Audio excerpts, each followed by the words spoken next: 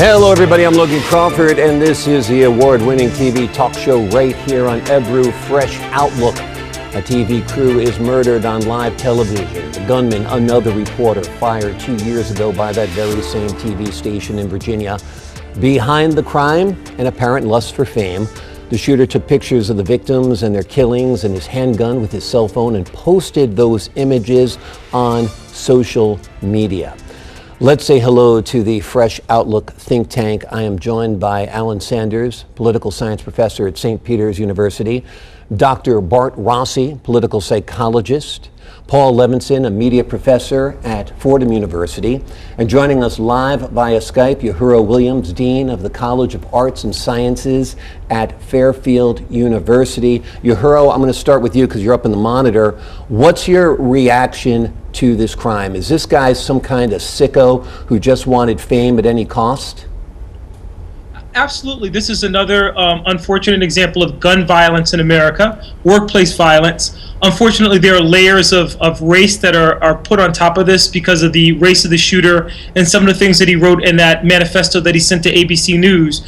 But at its core, this is a question of gun violence, of workplace violence. And unfortunately, Vester Flanagan, Bryce Williams, whatever you want to call him, is one of these people who clearly suffers from mental illness, who made a series of bad decisions and ultimately took the life of two people. But it's a moratorium for all of us to examine again the nature of gun laws in this country and the easy access to firearms and how it puts us all at risk. Okay, let's turn to Dr. Bart Rossi, our expert on this. What's your armchair analysis being, 1,000 miles away from this guy? Well, this guy's had long-standing personality problems. He's had a personality disorder for many years, and some type of intervention here probably wouldn't have made much difference. My feeling is that this guy needed to be placed somewhere. And this brings up the whole concept to me of mental health in America. We need to change mental health in America. We need to have a system that really works. Right now we have nothing. We need to have mental health in the middle schools, in the high schools, where parents and kids understand what psychologists can do with cognitive behavioral therapy and interventions and other therapies. We don't have that, and we don't have any place to put someone like this, a shooter like this. If we identify someone who's very problematic and very dangerous, we're more concerned about his rights than ours.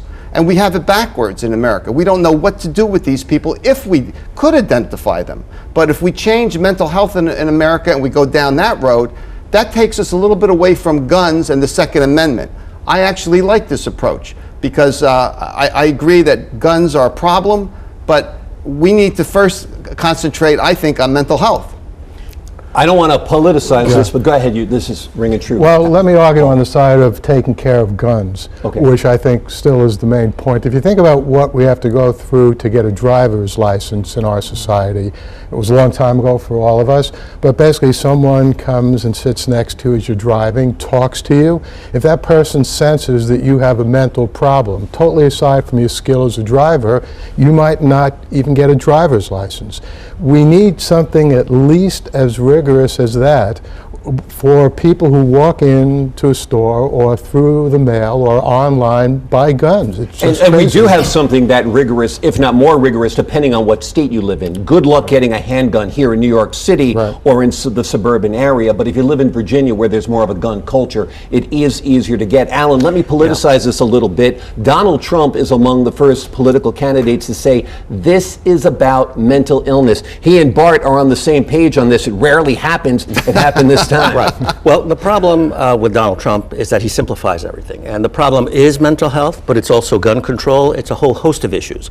The problem is that guns have been so politicized in the United States that it's impossible to have any discussion about any aspect of the gun problem. All of these things are part of the gun problem. But the problem also with this particular incident, it seems to me, is that even if we had mental health screening or better mental health screening, even if we had tighter restrictions of guns, it is entirely possible that this would have happened still. What's particularly shocking about this incident is that everybody watching it could say, oh my God, this could have happened to me. And so that's what's the shock here. Now, what we have to be careful about is that, of course, we should have stricter gun control laws, and of course, we should have closer monitoring of mental health problems in people. But the fact fact of the matter is no law, no program will eradicate accidents, will eradicate crazy events, will eradicate people who act totally irrationally and surprisingly. And so to take a metaphor from law, hard cases make bad law. This is a bad, hard case because it's hard to base it as an example for making laws. It's simply one of these incredible, tragic, horrific incidents, but it doesn't detract in any way from anything that's been said here. Okay, I'm going to get back to the mental health issue in just a second, but let me bring Yohuru Williams back in on the conversation. This psychopath who killed these two people on television referenced another psychopath by the name of Dylan Ruth, who killed many people down in Charleston. One talked about a race war, the other talked about a race war. When Dylan Roof did it, we talked a lot about the racial overtones in the case. Now you have a black guy killing a bunch of white people. It doesn't seem like racism has been brought up as much in this case. Well, I wouldn't say a bunch of white people. I'd say two people, and these were two people who were co-workers that he had a history with. The Dylan Roof case, you're talking about an individual that walked into a church amongst a group of people he did not know in a house of worship and basically commenced a slaughter. Bryce Williams clearly is disturbed. We should obviously pay attention to the racial overtones because he raised them. But at the end of the day, I don't think that they're entirely congruent, given the fact that, again, Dylan Roof clearly claimed that he wanted to start a race war. Bryce Williams, in a lot of ways, if you read the rambling manifesto that he sent to ABC News, talked about a lot of things. And here, again, because of his relationship with the two victims, because of the fact that he had at several other occasions filed lawsuits claiming discrimination, we clearly can't ignore the racial implications. But again, I think they're different cases entirely. Okay, thank you, Dean. Bart, what kind of personality wants to take pictures on their cell phone with their handgun in the screen as he's killing somebody? Well, you know, a lot of these shooters have the same profile. They don't really feel that they belong. This guy certainly didn't feel that he was part of the team. He was on the outside looking in life. He feels like he's been discarded. He's not being taken care of. He does have his own racial issues, his own biases, long-standing personality conflicts that we could identify going back in time. So all of these things result in a guy who has retained anger and then rage, and it acts out into action like this. A lot of times we'll get people that have altercations. In this case, we actually had somebody who had so much anger and so much rage that he probably liked taking those pictures and putting it on social media. It makes him feel better, if you can imagine, in this context. Paul, we work with psychopaths all the time. I'm sure at Fordham University there's a professor or two, you're like, whoa, when they're around, or a dean or whomever, an administrator.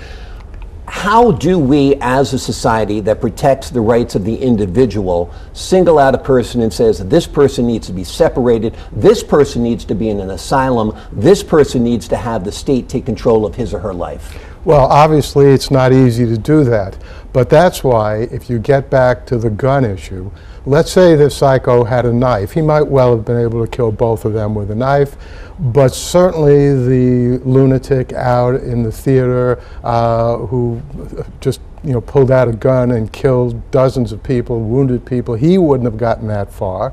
And the same in Sandy Hook and other places.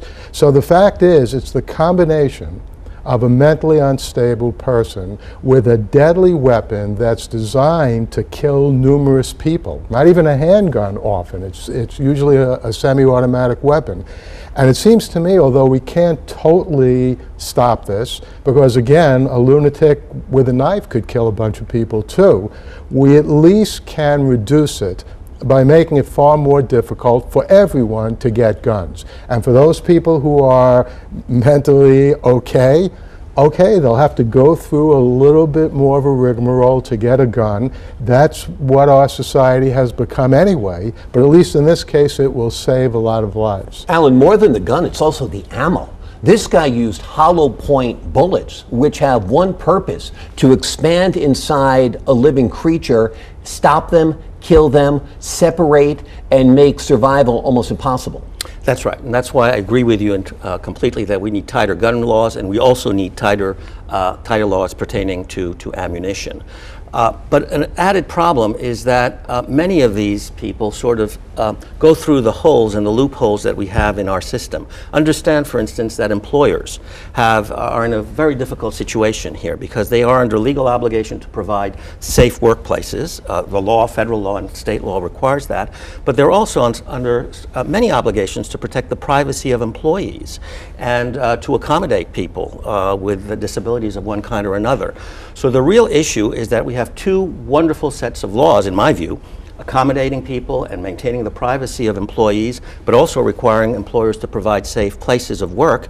But people like, the shooter in this incident can get through these loopholes. It's not clear to me how we can fix that, and that's why this is one of these odd, crazy cases that is just horrific, but not necessarily one on which you can build much If I could just interject, I mean, I agree with everything that you're saying about guns, okay? But my problem with everything that you're saying, which makes a lot of sense, I don't think it's going to make sense to the other side, because they don't want to have anything tampering with the Second Amendment. Even a discussion that we're having right now, they don't want to even have that discussion. Okay, but let's talk about the left's hand in all of this. The left is the one, with the help of the ACLU, deinstitutionalized all of the crazies in our metropolitan areas that are urinating, defecating on the streets of New York City, sleeping on subway grates, when these people should either be given drug addiction therapy, alcohol addiction therapy, mental health therapy, or housing instead of living on our streets. This is true. You're correct. But remember, most of the shooters are not schizophrenic people who have been released.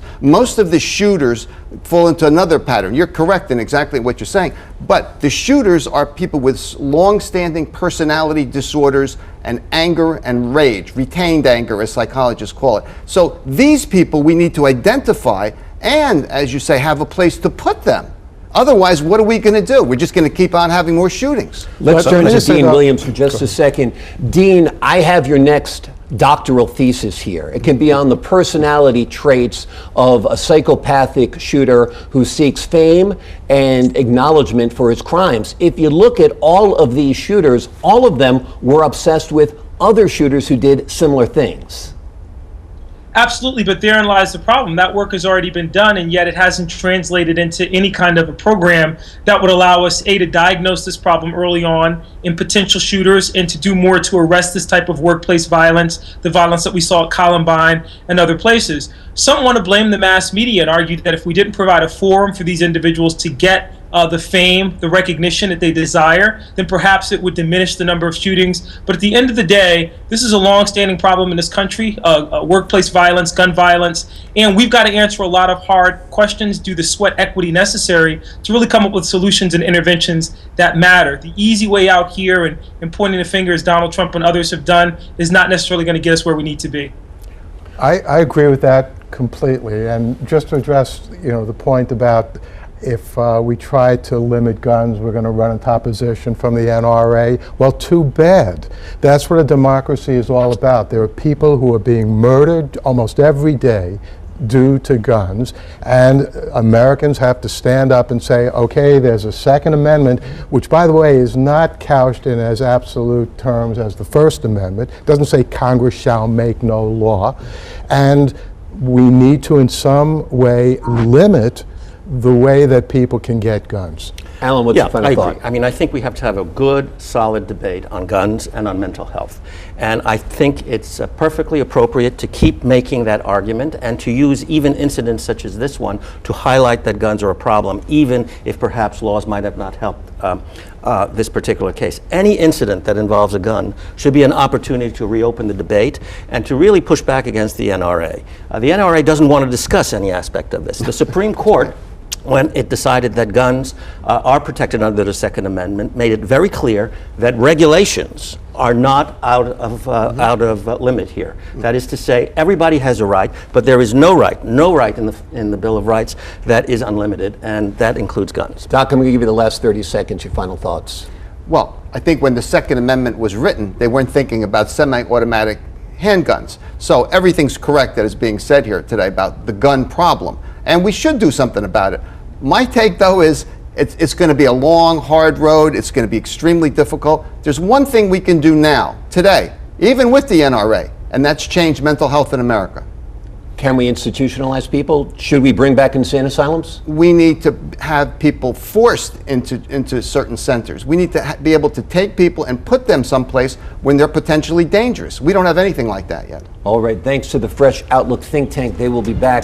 Dean Yohuru Williams joining us via Skype. Thank you for your time. When we come back, sit down and shut up. Donald Trump didn't say shut up, but that was his attitude during a recent press conference. More on that after this.